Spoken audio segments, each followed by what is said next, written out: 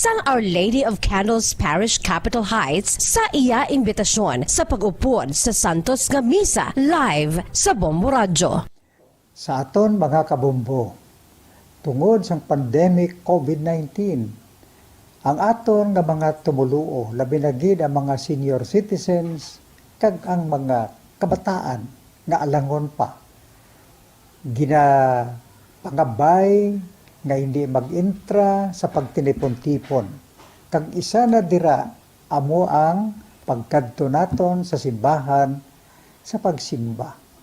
Apang kamo makasimba gihapon, makapasalamat ka makadayaw sa Dios, makapangamuyo pinaagi sa aton Santos nga Misa online sa Bombo Radyo Bacolod nga aton ginahiwat kada alas 6:30 sang aga.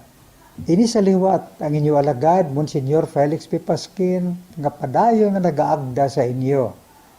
Sa pag-upod sa aton Santos nga Misa, sa online sang Bombo Radyo, kada Domingo alas 6:30 sing aga.